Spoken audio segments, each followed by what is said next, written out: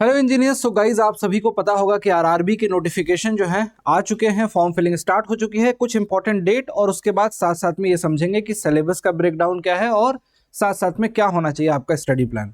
बहुत ही important video है guys. जब भी वैकेंसीज आती हैं, वैकेंसीज लिमिटेड होती हैं और पार्टिसिपेंट्स उतने ही होते हैं, तो कहीं ना कहीं कॉम्पिटिशन आपको लगता है कि बढ़ गया है और उस बढ़े हुए कंपटीशन में क्लियर करना एक नेक्स्ट लेवल टास्क हो जाता है और उसको अगर शुरुआत से ही बैलेंस करके चला जाए तो डेफिनेटली आपका सिलेक्शन पॉसिबल है इस एग्जामिनेशन में। तो आइए उन सभी बातों को समझेंगे गाइस। सबसे पहले यहाँ पे इंपॉर्टेंट डेट आप सब समझ सकते हो सभी लोग।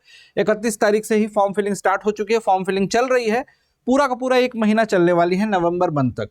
और उसके बाद आपका कुछ करेक्शन की विंडोज है और मोस्टली देखा जाए तो जो भी बच्चे इस एग्जामिनेशन को देने वाले होंगे उनको कहीं ना कहीं गिवन ड्यूरेशन में 3 महीना मिल जाए, 2.5 महीना मिल जाए सीबीटी 1 के लिए, उसके लिए आपको 6 से 7 घंटे तो पढ़ना पड़ेगा।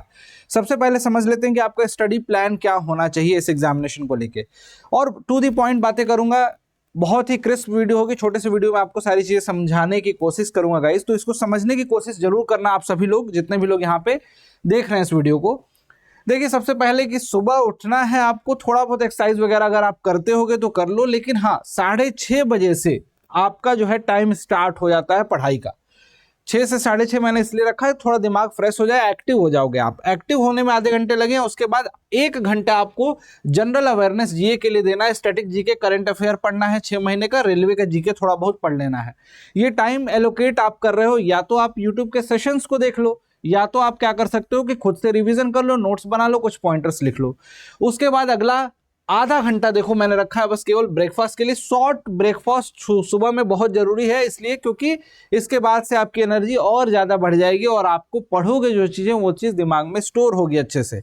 इसके बाद का 2 घंटे का कंटिन्यूअस टाइम आपकी जो भी कोर ब्रांच है, सिविल ब्रांच है, मैकेनिकल है, इलेक्ट्रिकल है, उनके कोर सब्जेक्ट को कोई भी एक कोर सब्जेक्ट पिक कर लीजिए। जैसे सिविल है तो strength of material, building material, concept, जो भी नोट्स हैं आपके, उन नोट्स को बनाना, साथ साथ में पढ़ना। ये 2 घंटे का काम प्रॉपर करना है दोस्त।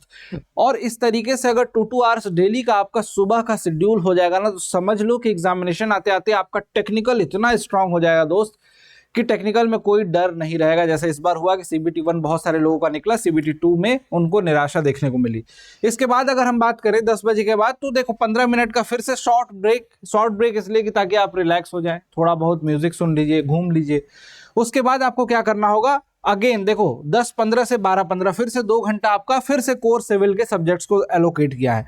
अब आप सोच रहे हो कि सर कि 4 घंटे हम लोग टेक्निकल को दे दिए और सीबीटी 1 तो नॉन टेक्निकल है, तो फिर कैसे होगा। अभी आपके पास टाइम बचा हुआ है। मैंने पहले ही बोला कि 7 से 8 घंटे का समय आपको निकालना पड़ेगा इस एग्जामिनेशन के लिए, तो उसमें से 4 घंटे टेक्निकल को तो आपको देना ही देना पड़ेगा। उसके बाद 2 घंटे प्रैक्टिस टाइम जो है 12:15 से 1:15 के बाद लंच वगैरह कर लिया, उसके बाद 2 घंटे का प्रैक्टिस टाइम है। इसमें आप चाहे तो आप अपना नॉन टेक्निकल क्वेश्चन प्रैक्टिस, देखो रीजनिंग में आपको ज्यादा से ज्यादा क्वेश्चन प्रैक्टिस करनी है, मैथ्स में आपको ज्यादा से ज्यादा क्वेश्चन लगाना है, जिससे कि आपकी टेक्निकल नॉन टेक्निकल दोनों ही पोर्शन स्ट्रांग होगा। क्वेश्चन प्रैक्टिस से पढ़ा आपने, क्वेश्चन प्रैक्टिस किया, तो क्वेश्चन प्रैक्टिस में आप यहाँ पे नॉन टेक्निकल का भी क्वेश्चन प्रैक्टिस करना है, टेक्निकल का भी क्वेश्चन प्रैक्टिस करना है, प्रीवियस ईयर के क्वेश्चन लगाना है। ये 2 घंटे का टाइम एलोकेट कर दिया। उसके बाद क्या किया, 3:15 से 3:45 आपने क्या किया, ब्रेक लिया, थोड़ा सा रिलैक्स हो गए, और उसके बाद फिर से 3:45 से 4:45 1 घंटा नॉन टेक्निकल सेक्शन में रीजनिंग और मैथ्स में जो टॉपिक आपको लगते हैं कि यहां से मेरे को कंफ्यूजन होता है, उन टॉपिक को पढ़ा। यहां पे आपने क्या किया, पढ़ाई की। नॉन टेक्निकल सेक्शन का 1 घंटे का टाइम एलोकेट करके पढ़ाई की। इवनिंग में थोड़ा बहुत रिलैक्स होगा। अब देखो 4:15 से सीधे 8 बजे जंप कर रहे हैं, क्यों, क्योंकि यहाँ पे आप हो सकता है कि घर के कुछ काम, एक्टिविटी, या फिर आराम ही करना है, थोड़ा सा स्लीप लेना है, ले सकते हो, सब कुछ कर सकते हो, इसमें पर्याप्त टाइम आपको मिल रहा है। और फिर से आपका दूसरा शेड्यूल, आप मशीन की तरह तो पढ़ नहीं सकते, दूसरा शेड्यूल 8 से 9 का 1 घंटे का रखा है, जिसमें रिवीजन करना है, जो भी शॉर्ट नोट्स बनाए हैं उसमें अपडेट करना है, कुछ चीजें अपडेट कीजिए, और फॉर्मूले वगैरह, ट्रिक्स वगैरह जो भी लिखना है लिखिए, और उसके बाद 9:30 बजे सो जाइए। 9:30 क्या, मैं कहता हूं कि जो लोग 9:30 बजे नहीं सोते होंगे, लेट नाइट तक जगते होंगे, इसमें से कुछ शेड्यूल में से कुछ टाइम निकाल के रात में एलोकेट कर सकते हो, वो आपके हिसाब से होगा। लेकिन मैं बता रहा हूं 7 घंटे पढ़ाई करनी पड़ेगी अगर आप फ्रेशर हो, आपके पास कोई जॉब नहीं कर रहे हो तो। देखो जॉब करने वालों के पास लिमिटेशन है, लेकिन जो जॉब नहीं कर रहा है उनके पास लिमिटेशन नहीं है। अब इसके बाद आते हैं भाई सिलेबस पे, क्या क्या पढ़ना है किस तरीके से, उसको एक बार समझते हैं। देखो यार, CBT 1 में तो आपको पता है ना कि 90 मिनट हमें मिलेगा। 90 मिनट में आपको ऑब्वियस सी बात है कि 100 क्वेश्चन देखने को मिलते हैं, है ना।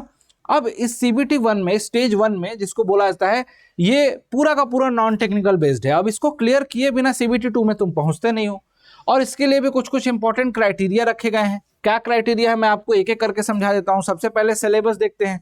मैथ्स है, जनरल इंटेलिजेंस एंड रीजनिंग है, जनरल अवेयरनेस है और जनरल साइंस है। ठीक, इसमें कुछ गिनी चुनी चीजें हैं, और जो टॉपिक लिखा है उन्हीं टॉपिक को ही, सिलेक्टेड टॉपिक को ही पढ़ना।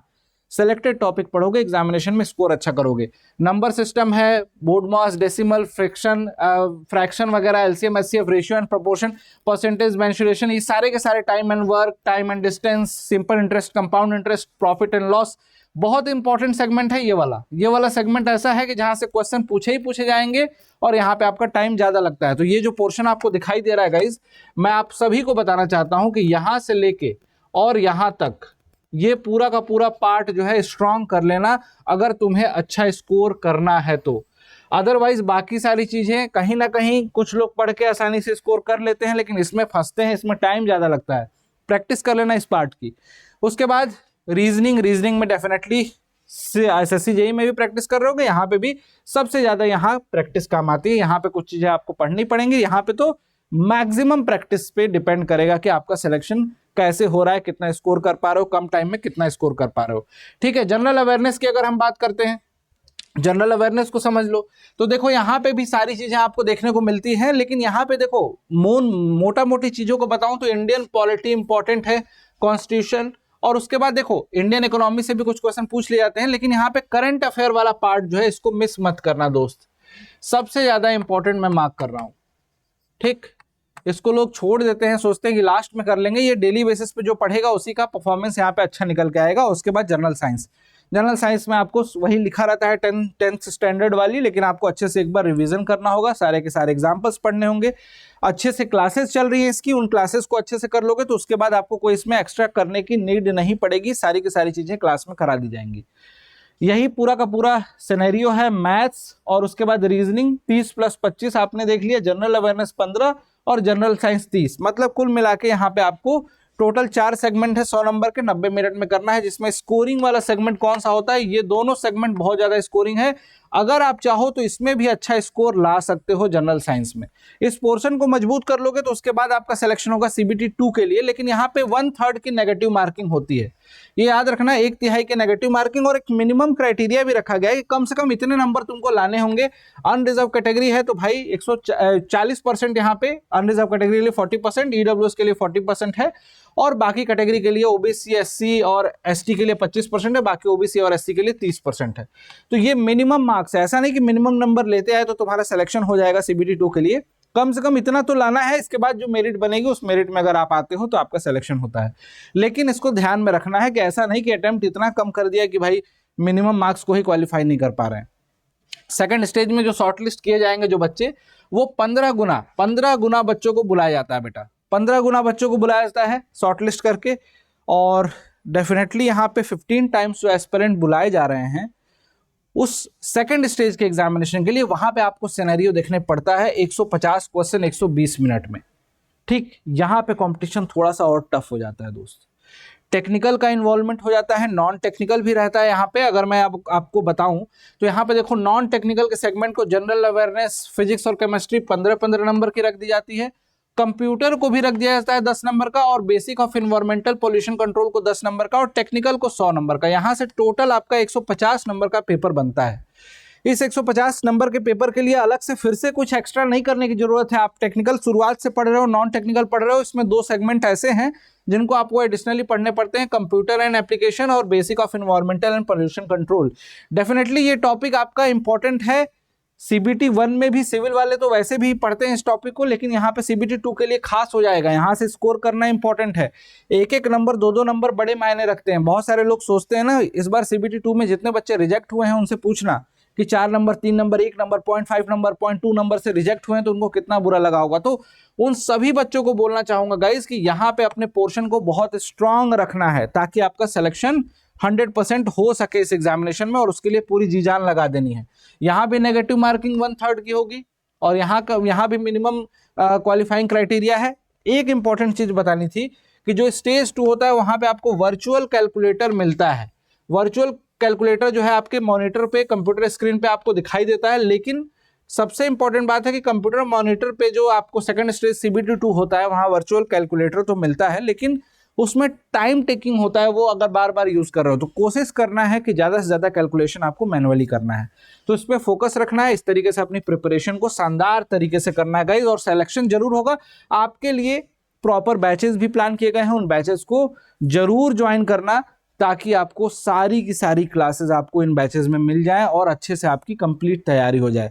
शताब्दी बैच है CBT 1 और CBT 2 दोनों का कंबाइंड बैच है, और लक्ष्य बैच है जो CBT 1 के लिए है। ये लक्ष्य बैच सभी ब्रांच के बच्चे ज्वाइन कर सकते हैं अगर आपको केवल CBT 1 पढ़ना है। शताब्दी बैच भी सभी ब्रांचेस के लिए हैं, सिविल के लिए, मैकेनिकल, इलेक्ट्रिकल, EC, CS, वो सारे के सारे एस्पिरेंट जो CBT 1 तो पढ़ ही रहे हैं, लक्ष्य बैच वाली भी कंटेंट चाहिए उनको, और CBT 2 यानी कि टेक्निकल वगैरह सब कुछ चाहिए, तो उनके लिए शताब्दी बैच है और ये बैच ज्वाइन कर लेना। अभी लोएस्ट प्राइस में चल रहा है, बैच स्टार्ट डेट 6 नवंबर है, उस दिन से बैच की प्राइस बढ़ जाएगी, फिर आपके पास मौका नहीं रहेगा कम प्राइस में ज्वाइन करने का। कम प्राइस में ज्वाइन करना है तो एक डिस्काउंट कूपन कोड भी है यहाँ पे लिखा हुआ Y293, इसका यूज कीजिएगा, लोएस्ट प्राइस में मिल जाएगा। साथ ही साथ महापैक अगर आपने ले रखा है तो महापैक के अंदर ये सारे के सारे बैचेस इंक्लूडेड होते हैं, टेस्ट सीरीज, SSC JEE के बैचेस, एवरीथिंग, सब कुछ इंजीनियरिंग पे जो अवेलेबल है अड्डा 24/7 के पास, वो सारी चीजें का एक्सेस मिल जाता है सारे बैचेस का। तो आपकी मर्जी है गाइज, मैं तो रिकमेंड करूंगा RRB JEE की प्रिपरेशन के लिए दी बेस्ट बैच आपका शताब्दी बैच है, इसको ज्वाइन करके अपनी पढ़ाई कीजिएगा। अड्डा 24/7 एप्लीकेशन पे जाके ही ज्वाइन कीजिएगा और ये कूपन कोड अप्लाई करेंगे तो सबसे कम प्राइस में आपको मिल जाएगा। Thank you so much, bye bye, take care, till then keep learning guys, पढ़ते रहिए, स्वस्थ रहिए, मिलते हैं आपसे नेक्स्ट वीडियो में। Thank you.